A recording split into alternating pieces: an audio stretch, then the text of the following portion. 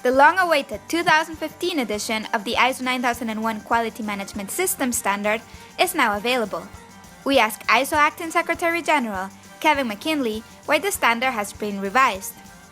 The world has changed, and the revision is needed to reflect some of these changes. We see globalization has occurred. We've seen a reduction in trade barriers, a reduction in tariffs. Organizations are now trading across borders more easily, and it's important that the standard reflects these types of changes.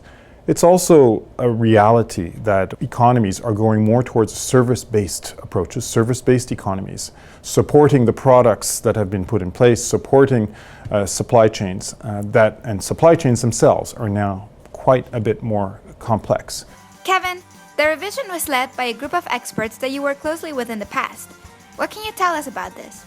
Now, I had the pleasure and the opportunity to work with the committee for the year 2000 revision, and was part of the effort to get that revision out. I'm very pleased with the work that's been done. This is a very important committee for ISO, a committee that has led the way in terms of global relevance, in terms of impact, in terms of utilization.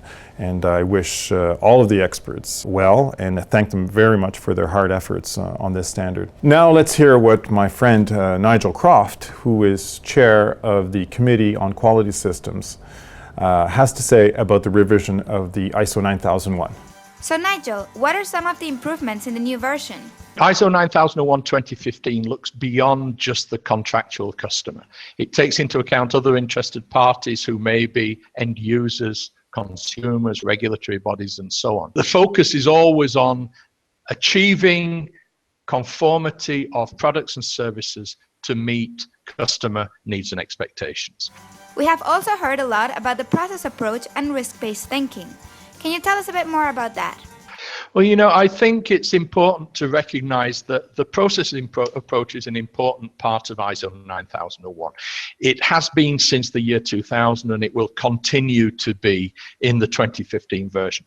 What we have is managing processes using Plan, Do, Check, Act, managing the interaction of those processes as a system, also using Plan, Do, Check, Act, but with an overall background of what we're calling risk-based thinking, recognizing that not all processes have the same impact on the organization's ability to deliver conforming products and services. And now the 2015 version, which actually has no specific prescribed documented procedures.